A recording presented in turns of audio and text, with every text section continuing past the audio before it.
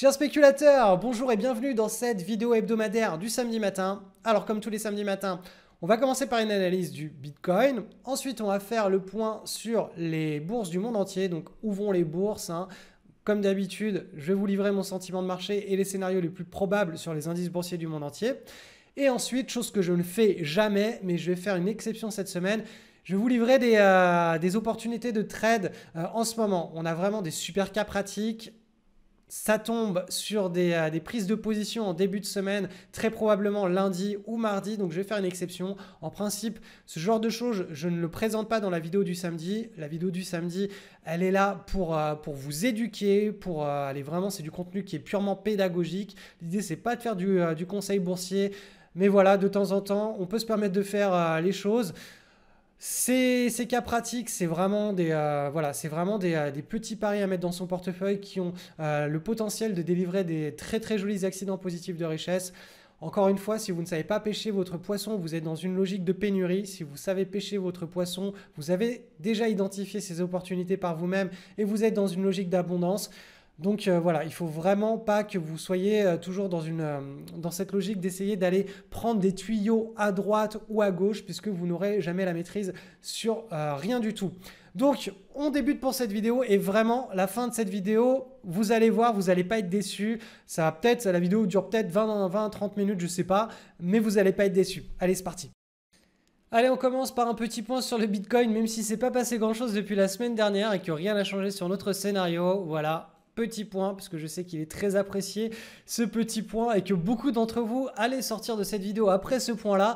Et c'est une mauvaise idée, puisque dans cette vidéo hebdomadaire du samedi, je vous apprends beaucoup de choses, notamment là cette semaine. Voilà, vraiment restez jusqu'à la fin de la vidéo, vous allez apprendre des choses avec des cas pratiques en bourse très intéressants que vous pouvez d'ailleurs reporter directement sur le marché des cryptos. Alors, le Bitcoin, ce qu'on recherche, hein, cette fameuse pattern en tasse avec une anse, c'est une pattern que l'on va uniquement aller rechercher sur les actifs qui sont ancrés dans une très forte tendance long terme. Comme c'est le cas pour le Bitcoin, comme ça peut être le cas pour l'or c'était 2004 et 2010, comme c'est sur le cas pour énormément d'actions. Vous savez que le marché européen, américain code plus de 15 000 actions. Et bien sûr, ces 15 000 actions, il y en a moins de 1% qui sont dans des tendances identiques à celles du Bitcoin. Donc l'idée, c'est de lancer des screeners pour trouver les actions qui sont à la fois dans une tendance et à la fois qui ont validé la fameuse tasse avec Hans et qui sont en situation de breakout ici. Donc la semaine dernière, j'avais lu un commentaire. Bon, voilà, on ne peut pas comprendre forcément mes analyses, hein, qui disait mais Cédric, en fait tu dis rien sur le Bitcoin. Si, je dis tout. Il disait mais tu dis pas si tu achètes ou si tu vends. Si, je dis j'achète là, ici, si cette séance se développe, se met en place et qu'on a le breakout, moi j'achète ici, mais en attendant je ne fais rien, je reste en dehors du Bitcoin et le scénario qui est privilégié, ça reste toujours le scénario baissier avec ces trois niveaux de support en ligne de mire. Donc voilà, si on me demande mon avis maintenant sur le Bitcoin, mon Bitcoin, c'est scénario privilégié, c'est la baisse. On est dans une logique de panique, de chute, de revente, de distribution. C'est le scénario le plus probable. Après, voilà, ce scénario, c'est pas parce qu'il est probable qu'il va se réaliser. Je vous rappelle qu'on est dans une tendance, comment on va dire, pas séculière sur le marché. Pas séculaire sur le marché du Bitcoin, mais bon, dans un cycle sur les crypto-monnaies qui est très haussier sur le long terme, hein. Donc voilà, c'est éclatement de la quatrième bulle. Très probablement, on aura une cinquième bulle et cette cinquième bulle, pour qu'elle se mette en place, il faut qu'elle se mette en place sur des bonnes bases. Et une bonne base, c'est une belle base graphique en tasse et anse avec une cassure par le haut. Donc elle se mettra forcément en place à un moment ou à un autre. Alors peut-être que ça va être maintenant, peut-être que ce sera plus bas. Si c'est maintenant, voici ce à quoi on s'attend. On s'attend à, sur les niveaux actuels, là, on est en train de faire un double creux. Si on casse par le haut ce petit double creux, on va aller rechercher la résistance ici. L'idée, c'est pas de faire on n'est pas des énervés de la gâchette. On va pas aller acheter ici pour aller revendre là, aller acheter ici pour revendre là, ou vendre à découvert ici pour aller chercher là-bas. Non, nous, on va juste simplement faire des tirs de sniper ultra précis, ultra maîtrisés, mais qui veulent, entre guillemets, arriver à un point, à notre objectif, qui est de prendre une grosse tendance séculaire, un gros cycle haussier, la 5e bulle spéculative sur le Bitcoin. On veut la prendre. Donc, on ne va pas s'amuser à aller faire des allers-retours dans tous les sens, à se fatiguer émotionnellement, à passer un temps fou à surveiller le marché du Bitcoin pendant la nuit, pendant le week-end et au final enchaîner les trades perdants et gagnants et ça va s'équilibrer. Et si on est mauvais en plus à ce jeu-là, on va faire beaucoup plus de trades perdants et on va arrêter. Et au final, on va passer à côté de l'essentiel. Et l'essentiel, c'est de prendre cette nouvelle vague qui, elle, a un potentiel de 5 000, 10 000, 20 000%. Vous l'avez vu, hein, les dernières vagues, à chaque fois que le Bitcoin a une bulle qui a éclaté, et qu'une nouvelle bulle s'est remise en place, c'était des mouvements extraordinaires. C'était des mouvements de plus de 5000%. J'avais écrit un article là-dessus sur mon blog et je l'ai transformé en vidéo sur YouTube. Vous pouvez retrouver ça sur ma chaîne. Bref, voilà. Vous êtes au courant de ce sur quoi il faut se concentrer. Ça ne sert à rien d'aller se disperser dans tous les sens. Et de manière générale, dans la vie aussi, ça ne sert à rien d'aller faire toute la journée de brasser du vent. Non, il faut rester posé, sage, tranquille. Et comme un sniper, on attend que les conditions soient idéales. Et quand tout est aligné, là, on y va. Et on ne brasse pas du vent, là, on y va vraiment. On y va pour quelque chose. Donc voilà, le scénario par rapport à la semaine dernière n'a pas changé. Scénario favorisé, la baisse. Si là, c'est la fin de la baisse, eh bien, on a un double creux qui va se mettre en place, qui va nous permettre de remonter jusqu'au pivot, hein, la résistance, le pivot de la figure en tas séance. Et là, si les cours se stabilisent et cassent par le haut, là, ça va être le moment de charger, de mettre du Bitcoin dans son portefeuille. Analyse du sentiment de marché, on débute avec le CAC, petite et moyenne capitalisation. Donc là encore, sans surprise, on est en train de travailler le support. Hein. Il a été tapé une fois, 2 fois, 3 fois, 4 fois à nouveau cette semaine. Vous voyez là, on a fait une petite pénétration en dessous et là, boum, on est en train de dessiner ce qu'on appelle un point d'inflexion. Donc une petite pattern de retournement à très très court terme, donc toujours dans notre anticipation de rebond au sein du range. De toute façon, c'est comme ça que l'on analyse les ranges. Quand on est sur le support, on anticipe un rebond et quand on est sur la résistance, on anticipe un affaiblissement et un retour vers le support du range. Donc tant que la borne supérieure ou la borne inférieure n'est pas cassée, eh bien on reste dans cette logique qui marche très très bien. Ensuite, on va aller voir le CAC 40 avec dividendes bruts réinvestis. Donc, c'est exactement la même logique. Là, on a un petit triangle. La semaine dernière, on était sur le bas. On anticipe toujours un rebond. Donc, après, là, le triangle, donc c'est une zone de contraction des prix. Donc, vraiment, là, il y a un consensus autour des prix qui est en train de se faire. Donc, les fluctuations sont de moins en moins importantes. Et au moment où ça va casser par le haut ou par le bas, on aura une vague de prix qui sera un petit peu plus amplifiée. Donc si on casse par le haut, voilà, on ira certainement chercher la zone haute du range à plus moyen terme. Et si on casse par le bas, eh bien on cassera par là même la zone de range moyen terme. Et là, on rentrera dans une période de correction, voire peut-être d'un nouveau bear market. Mais bon, pour le moment, on est loin de tout ça puisque, encore une fois, il faut que toutes ces informations, tous ces signaux soient alignés les uns par rapport aux autres sur les différentes places boursières. Donc ensuite, alors le gold, non, rien de spécial. Tant qu'on n'a pas de cassure ici, je ne vais pas en parler. Donc on va aller voir. Donc le DAX, indice allemand, même situation, hein, on est sur le support qui a été très bien travaillé. Donc on anticipe un rebond. Tant que ce support n'est pas cassé, on anticipe le rebond. Donc ça reste plutôt positif pour les semaines à venir. On va aller voir maintenant du côté du marché américain. Donc marché américain qui est vraiment beaucoup mieux orienté à moyen long terme que le marché européen. Mais en même temps, voilà, comme je le répète, la devise se déprécie. Hein, l'USD se déprécie par rapport à l'euro. Donc du coup, forcément, les entreprises américaines peuvent dégager des marges plus intéressantes, plus de chiffres d'affaires puisqu'elles sont plus compétitives à travers le monde. Donc là, d'un point de vue purement technique, psychologique, on est dans un beau marché haussier, on est en train de dessiner un range, une zone de consolidation. Donc là, tant qu'on n'a pas cassé par le haut ou par le bas, on est dans un range. Et si on casse par le bas, a priori, étant donné l'amplitude de la hausse et la force de la hausse à laquelle on a assisté en 2017, si on casse par le bas, ça peut faire très très mal. Mais pour le moment, on est très très loin de ce scénario. Pour le moment, c'est simplement du range avec un bon flux positif sur le long terme. Idem, alors pour le SP500, voilà, on va bien chercher la zone de support du range. Donc là, Encore une fois, quand on est sur une zone de support et qu'on a un contexte de range, on a de la nervosité puisque les prix fluctuent en véritable direction à moyen terme. C'est une zone de nervosité entre deux bornes. Donc là, on est sur le bas de la zone. Donc on anticipe tout naturellement un rebond vers le haut. Donc voilà, là pour le coup, les places boursières américaines et européennes sont bien alignées. L'ensemble des marchés se situe sur des niveaux de support et on anticipe tout simplement un rebond pour le moment. C'est le scénario privilégié pour le mois d'avril. Bien sûr, après, si on venait à casser par le bas, on changerait complètement de dynamique. Mais pour le moment, c'est le scénario le plus probable. Allez, on passe aux actions. On a des super cas pratiques. C'est très très intéressant cette semaine. Donc je vais vous expliquer tout ça. Premier titre, c'est Cantel. Alors déjà, Cantel, c'est un très joli titre. Vous pouvez voir, hein, la psychologie est vraiment bien orientée à la hausse. On a un mouvement qui s'accélère. On avait cette large base ici en 2015-2016. Extraction de la large base avec ces fameux volumes, hein, que l'on aime bien voir. Ça veut tout simplement dire qu'on a beaucoup d'institutionnels qui commencent à s'intéresser au titre et qui prennent position.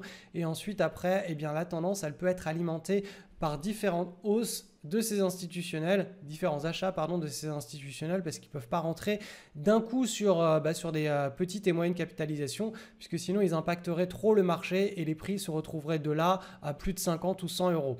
Donc voilà, c'est pour ça tout simplement que quand on sait que des institutionnels achètent, accumulent, le terme c'est accumuler des titres, ils ne peuvent pas le faire en une journée ou en 2 journées sur des petites et moyennes capitalisations. C'est vraiment dans une logique de moyen long terme, hein. Ils accumulent un titre sur plusieurs semaines, plusieurs mois, plusieurs années et c'est eux qui entretiennent la hausse. Donc là, ce qui s'est passé sur ce titre, c'est qu'on a eu une belle tasse avec une anse. On a eu une publication de résultats avec une forte progression des résultats annuels, hein, sur 2017. Donc regardez les volumes, c'est juste magistral.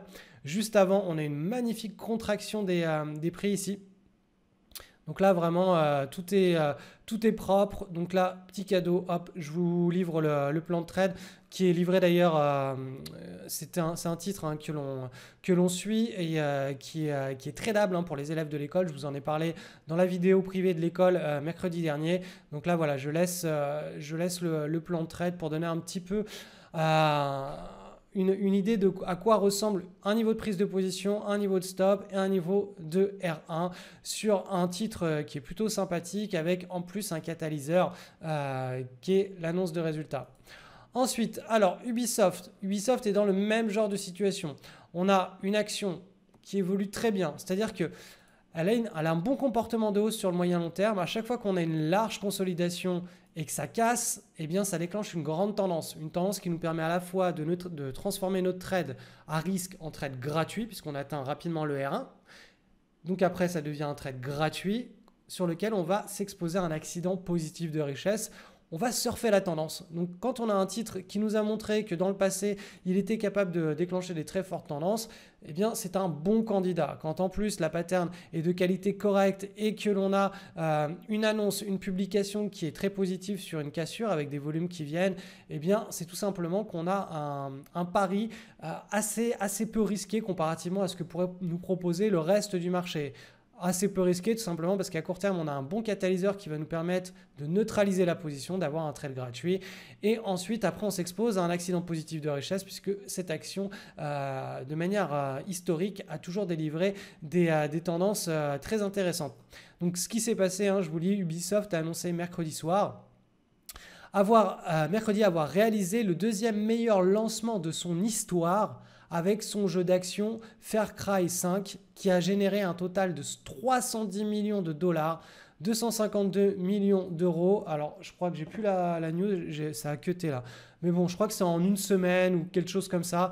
Bref, on a vraiment une news qui va impacter la marge de l'entreprise sur le trimestre en cours et donc la prochaine publication de trimestrielle des comptable.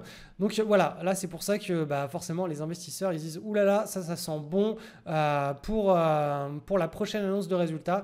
Donc ils vont spéculer sur l'annonce de résultats. Ils ne vont pas réagir là pour le coup sur la publication de résultats. C'est C'est pour ça que le trading de news, ce n'est pas forcément uniquement à 100% des publications de résultats, même si la plupart du temps, quand les publications de résultats tombent et qu'on a un étonnement, c'est là où on a des très très belles tendances qui se développent par derrière. Là, on peut très bien avoir voilà, l'annonce d'un nouveau produit, l'annonce d'un nouveau contrat, l'annonce d'un nouveau manager, des résultats exceptionnels sur un lancement de produit qui sont prémonitoires hein, sur les prochains résultats de l'entreprise. Donc là, ils vont spéculer sur la news et je pense qu'il faudra revendre la news. On verra. Ensuite, je vais vous présenter LNC, les nouveaux constructeurs. Donc regardez, hein. Là c'est vraiment, en fait on cumule hein, sur les exemples que je vous donne, on cumule deux anomalies structurelles de marché. Le momentum c'est tout simplement le fait que on a une action qui monte très fortement, qui fait partie des actions qui ont le plus monté au cours des derniers trimestres ou des dernières années. C'est une anomalie structurelle de marché. Pourquoi? Parce qu'en achetant systématiquement ce genre d'action, on s'expose à une continuation de ce genre de comportement. Comme je le répète souvent, si vous devez parier entre le premier de la classe ou le dernier de la classe sur celui qui va avoir son bac, pariez sur le premier de la classe, vous avez plus de chances qu'il continue sur la même dynamique parce qu'il a une bonne hygiène de vie, il a un bon comportement. Eh bien, en bourse, c'est exactement pareil. Donc l'anomalie structurelle du momentum, hein, elle a été... sur le blog, etc. Enfin, même dans mon livre, je vous en parle un peu partout. C'est l'anomalie structurelle de marché qui est la plus mise en avant par les études académiques. Hein. Il y a beaucoup de chercheurs aux États-Unis qui étudient les marchés financiers tout le temps. L'anomalie qui revient, l'anomalie number one, c'est celle-ci.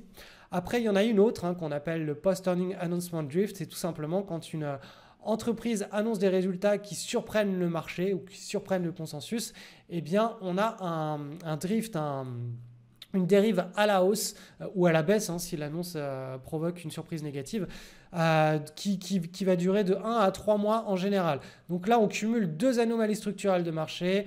On a une news qui a provoqué une surprise positive puisque vous voyez que là, on a cassé par le haut la résistance, on a eu des volumes. Là, ici, la séance d'hier, regardez ces volumes exceptionnels.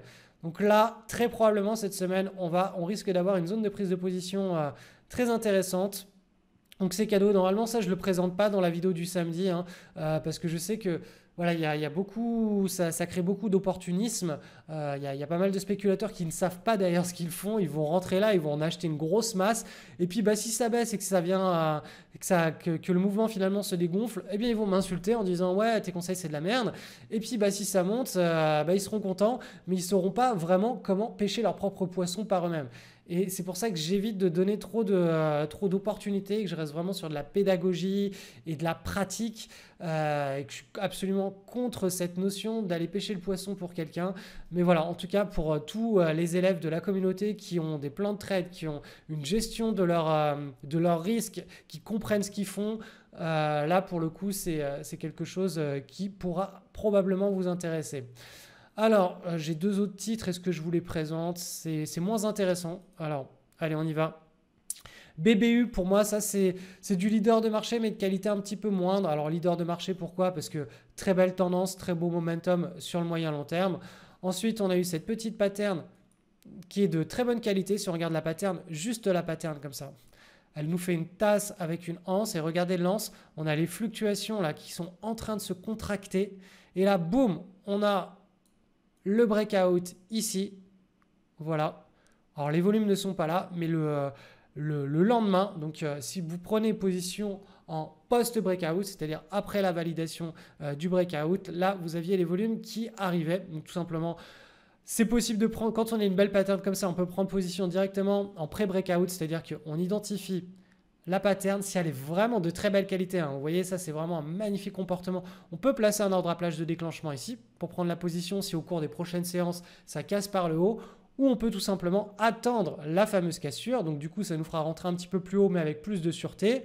On aura un prix de revient qui sera peut-être un petit peu moins intéressant, mais honnêtement quand on fait du suivi de tendance, le prix de revient initial c'est pas ça qui va compter, c'est surtout l'accident positif de richesse que peut générer l'opération derrière.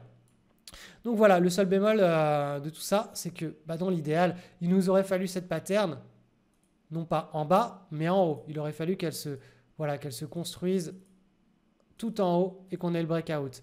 Et là, on aurait vraiment eu un cas d'école absolument parfait pour du swing trading en daily. Ensuite, les dernières actions, celle-ci je vous la présente, c'est de la pattern d'avantage en hebdomadaire. Alors, je passe en hebdo. Voilà, large base, extraction de la large base avec des volumes massifs. Boum, ça part. On a fait quoi? On a fait 9,55 €. Donc, titre allemand qui a vraiment le vent en poupe. Quand ça part fort. Là, on a une belle consolidation qui s'est mise en place. On a la cassure qui est en train de se faire en hebdo. Donc, c'est une pattern en hebdo. Donc, on va valider tout ça sur du journalier. On a effectivement des volumes là qui sont arrivés ici. Donc là, on va suivre attentivement ce qui va se passer au cours des prochaines séances. Alors, la pattern est correcte. Vous voyez que là, ça c'est les fluctuations ici. Elles ont commencé à se contracter, mais ce n'est pas une pattern de type cas d'école. Ce n'est pas la pattern la plus belle du monde. Vous voyez que là, c'est une zone qui est bien travaillée. Et là sur la micro-base, on n'est pas très propre. Nous, ce qu'on aime bien avoir, c'est comme je vous l'ai montré juste avant. Voilà. C'est quelque chose de bien propre, là, que ça tourne bien juste en dessous de la micro-base, que ça ne fasse pas des écarts. Il faut vraiment que les prix se stabilisent bien latéralement. Or, sur 99 SC, vous voyez que les prix là, ils ne se stabilisent pas super bien. On a un petit peu un excès ici.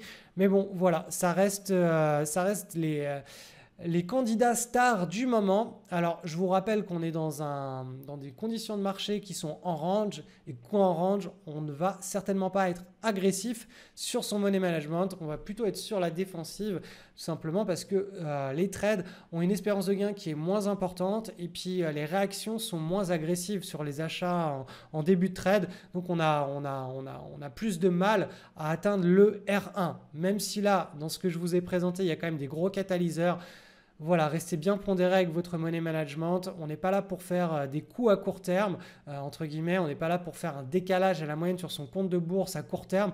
On est là pour construire un patrimoine et un capital sur le moyen long terme.